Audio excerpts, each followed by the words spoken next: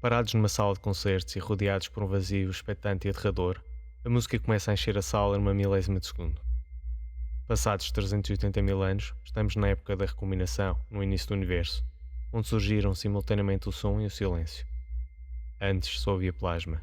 Depois passou a existir uma sinfonia composta por energia e matéria.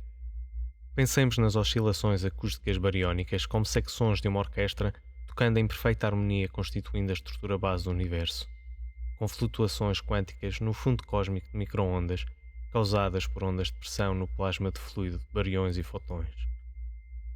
Ao vibrar uma folha de metal com areia em cima, acontece um fenómeno em que os grãos de areia se concentram nas curvas negativas das ondas de vibração, dando origem a padrões geométricos deslumbrantes. Acredita-se que o mesmo aconteceu no universo, mas em múltiplas direções, criando vales e montanhas ou bolsas de gravidade, se tivermos em consideração várias dimensões, onde os gases do Big Bang se começaram a acumular nestas cavidades e a formar todos os corpos celestes do universo observável. Mas antes destas ondas acústicas, no plasma nuclear só havia silêncio. Um absoluto silêncio acústico, em que só existe atualmente na matéria escura, onde não há pressão. Mas se o silêncio é a ausência de som e o som não existe, como pode ser considerado silêncio? Pode a inexistência de algo existir sem o seu positivo? Pode a ausência ganhar o seu próprio valor como coisa positiva, mesmo sendo considerada como negativa do objeto que dá o nome ao seu conceito? Mesmo sem considerar a prévia existência do seu oposto e ter em conta a atual noção do domínio sonoro, o silêncio pode ter valor positivo. Inclusivamente, nem tem de haver um positivo e um negativo. Dois positivos podem coexistir dentro de um campo, mesmo sendo um deles a ausência do outro. De acordo com Martin Heidegger, qualquer coisa dentro do seu contexto não pode ter a sua existência negada, dado que pertence ao domínio do seu próprio campo. Nesta lógica, o percurso para determinar a realidade do silêncio não vai desde o silêncio para o som, mas sim do som para o silêncio. Logo, o silêncio forma parte do som. Sem silêncio, não existe som e vice-versa. Silêncio é simultaneamente som e a sua ausência. É compreensível a falsa noção de que o silêncio é apenas a ausência do som. Grande parte da população nem o considera conscientemente de outra forma, dado que estamos propensos a ignorá-lo e somos naturalmente repulsos pelo que nos é desconhecido. A vastidão do universo atrai-nos, mas o seu silêncio aterroriza-nos. Estar em silêncio é estar isolado e a solidão dá medo. A abstração do silêncio é imensurável e deste modo a sua presença invoca imediatamente uma representação de limitação.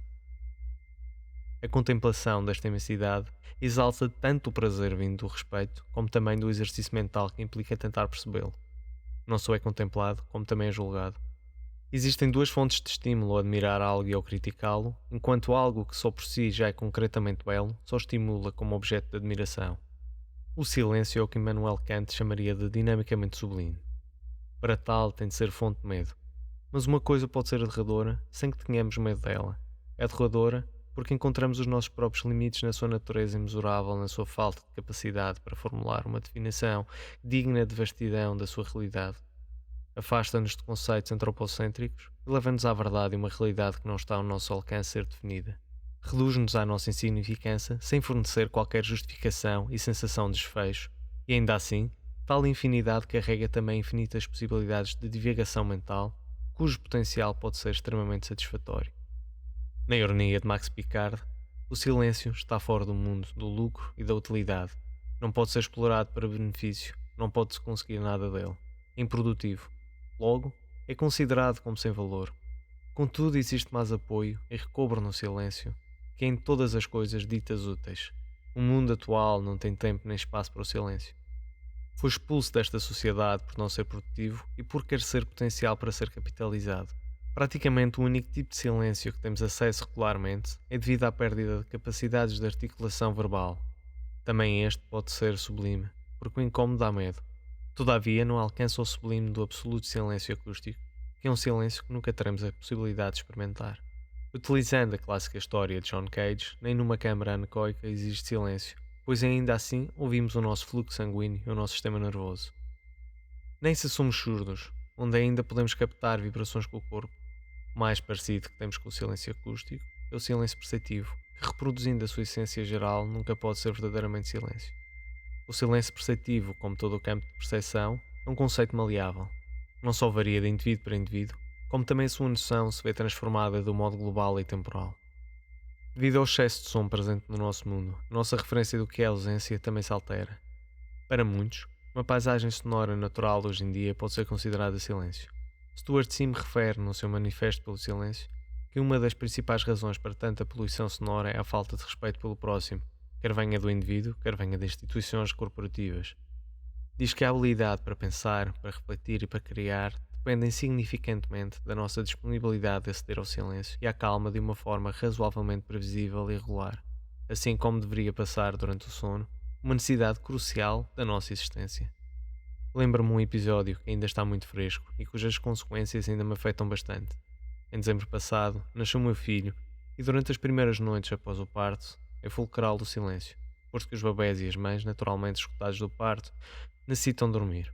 Este repouso foi-nos roubado, pois o constante ruído vindo do corredor feito pelo corpo clínico do hospital era tal que impediu que a minha mulher e eu, mesmo com tampões para os ouvidos, pudéssemos descansar devidamente, provocando um início pós-parto desnecessariamente mais escutador do que deveria ter sido. Ignorar este tipo de situações implica o tipo de egoísmo que infelizmente está cada vez mais normalizado. Vivemos num mundo que deixou o silêncio para trás e que precisa de entretenimento constante.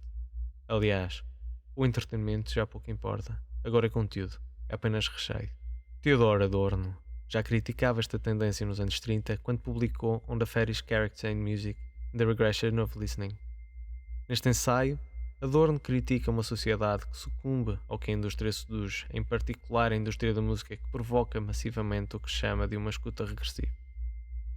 Para tal, comparava os hábitos musicais da maior parte da população adulta aos de crianças devido à predominante composição naive e de fácil assimilação, impingida com o objetivo de dar continuidade a um consumo constante por familiaridade. Esta escuta pouco matura reflete uma sociedade a que lhe falta critério, consequentemente deixa de poder desfrutar de momentos em que não existem constantes estímulos externos.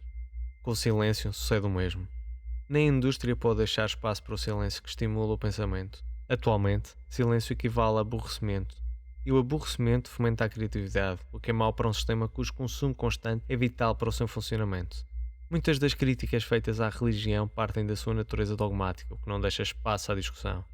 Mas se há algo em que até os ateus não discordam, é o modo como muitas destas religiões tentam conservar o silêncio nas suas práticas e assim deixar espaço para a reflexão. Para muitas destas mesmas religiões, tanto no Oriente como no Ocidente, o silêncio é o principal meio de atingir a total serenidade, utilizada na meditação. George Prochnik menciona estudos feitos com ressonância magnética funcional que mostram que tais práticas aumentam a capacidade de discernir prioridades entre estímulos. Envolvem receptores de glutamato que desencadeiam um processo que eventualmente permite que cálcio seja injetado nas células e ative várias enzimas que, por sua vez, desencadeiam ainda outras reações. A queda da atividade cerebral registada nestes estudos durante a meditação indica que esta atividade pode ser rapidamente passada de um grau de alta concentração, o que se traduz numa melhor plasticidade neural ao estar perante uma tarefa desconhecida. No Ocidente é impossível falar de silêncio na religião sem mencionar os Quakers, onde a própria liturgia inclui rituais oficialmente silenciosos, ainda que outras religiões cristãs também integrem práticas de carácter silencioso. A eficácia da reza no que diz respeito ao contacto divino é claramente discutível, mas a sua natureza introspectiva e silenciosa terá certamente resultados surpreendentes. Já no Oriente, o silêncio é uma eventualidade de aquilo que o taoísmo chama de Wu-Wei, de não-ação, que segue na ordem natural do universo, tal como se pode ler no capítulo 2 de Tao Te Ching, de Lao Tse. O homem sagrado realiza a obra pela não-ação e pratica o ensinamento através da não-palavra. Os 10.000 seres fazem, mas não para se realizar. Iniciam a realização, mas não a possuem. Concluem a obra sem se apegar e justamente por realizarem sem apego, não passam. Para Lao Tse, o homem sagrado, Sheng Zhen originalmente e normalmente traduzido para inglês como Sage, o sábio, é qualquer pessoa que domina o Tao e que ganhou a suprema sabedoria, que reflete as suas palavras antes de exteriorizar e que mantém humildade sem pretensão de ascender moralmente acima do resto da humanidade. Para seguir esta ideologia, os taoístas valoram fortemente as práticas meditativas, que naturalmente envolvem silêncio e quietude. O silêncio permite pensar antes de agir, e a meditação é vista como modo de cultivar a paz interior e de melhor compreender o lugar do próprio no universo. O budismo Zen utiliza o silêncio como ferramenta amaranhada com o som. O Zen vive da interseção de conceitos e o som não vive sem o silêncio. Nas palavras de D.T. Suzuki, se abres a boca ao tentar afirmar e negar, estás perdido. O Zen deixa de estar lá, mas apenas estar em silêncio também não serve. Uma pedra parada é silenciosa. Uma flor desabrochante debaixo de uma janela é silenciosa. Mas nenhuma delas conhece o Zen. Tem de haver uma certa maneira onde o silêncio e a eloquência ficam idênticas. Isto é, onde a negação e a afirmação são unificadas de forma transcendental de declaração.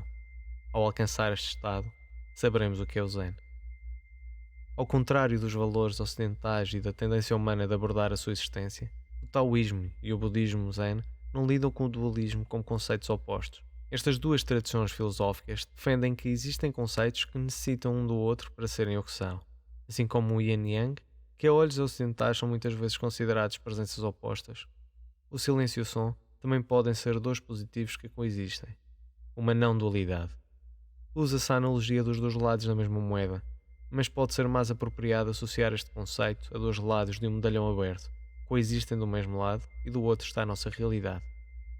John Cage é provavelmente um dos embaixadores do silêncio mais influentes e integrava assiduamente estas filosofias na sua obra. É impossível discutir este tema e não referenciar a 433 como uma obra que redefiniu a noção do que é silêncio perceptivo. Salomé Weglin descreve esta peça como um silêncio musical e não um silêncio sonoro, o que já referi como silêncio acústico, onde incita uma escuta de som, não como som, mas como um domínio musical. Tão relevantes, mas nem sempre mencionadas, estão as palestras performances de Cage, Electron Nothing e Electron Something, que abordam as suas noções de Zen e o seu modo de integrar o silêncio, cujas estruturas provêm de princípios pré-taoístas. Ao estarem organizadas, utilizando os hexagramas do I Ching chinês, também conhecido como Book of Changes, ou Livro das Mutações. Na peça 433, originalmente apresentadas por David Tudor em 1952, Cage demonstra que o silêncio acústico é virtualmente impossível de sentir e que o silêncio perceptivo não só tem mais presença do que a civilização atual defende, como também merece ser contemplado, o que pode ser considerado o que Elizabeth Margulis chama de meta-listening, em que a peça impõe propositadamente hábitos de escuta no receptor que se convertem nos seus próprios objetos estéticos de contemplação. O escutador escuta e reflete sobre a sua capacidade de escutar. Ainda que não esteja totalmente de acordo com a terminologia utilizada, creio que a distinção de Elizabeth Margulis entre silêncios em contexto musical vale a pena ser mencionada. Não estou de acordo, dado que a sua definição de silêncio acústico não coincide com a total ausência de ondas sonoras. Para Margulis, o silêncio acústico são os períodos de gravação em que a análise acústica mostra estímulos sonoros abaixo do seu limiar, sendo o equivalente em atuações ao vivo o som ambiente. Pode ser definido de modo dimensional, quantitativamente pela sua duração. Já o silêncio perceptivo, nesse contexto, é a forma de o escutador processar tais silêncios e pode ser definido multidimensionalmente ou ser descrito como tenso, demasiado curto, calmo, perturbador, etc. Também refere ao silêncio de notação, que obviamente inclui todos os símbolos de silêncio numa pauta que podem indicar um silêncio acústico ou perceptivo, tais como as pausas, as fermatas e os staccatos, sem implicá-los necessariamente. Dentro destes silêncios, temos vários que podem coincidir, tanto em contextos musicais como comunicativos. Os silêncios circunscritivos que refere Margulis assistem ao fluxo comunicativo, algo moral em unidades, para que a informação tenha tempo necessário de ser assimilada pelo receptor. É o que Bernard Downhauer chama de silêncio anterior e posterior. O silêncio anterior só é sentido assim que começa a expressão sonora, mesmo que tenha existido pouco espaço aberto. Contudo, em todo o silêncio anterior é sentido em retrospectiva. No modo horizontal de alerta antecipatório, pode ser sentido mais ou menos vividamente. Já no posterior, o equivalente a esse alerta é processar, como é lógico, e acontece quando a expressão sonora termina, ou quando nos apercebemos que continua por mais tempo do que deveria, perdendo poder expressivo em vez de o ganhar. Margulis também refere os silêncios interruptivos musicais que sucedem antes do desfecho, predominantemente causando um efeito dramático. Estes silêncios tendem a produzir, no receptor, a dúvida que realmente a música parou, ou se foram afetados por uma ilusão auditiva. Comparável ao que Downhauer chama de silêncios interventivos em contexto comunicativo, que colaboram tanto melodicamente como ritmicamente com a expressão sonora. É finito em duração, tendo a origem um desfecho. É o silêncio que está por trás daquilo que vulgarmente conhecemos como timing. Downhauer desenvolve um pouco mais e acrescenta um tipo de silêncio que se chama silêncio profundo, que se distingue dos outros dois, pois não existe qualquer outra relação numérica para cada expressão sonora que ocorre.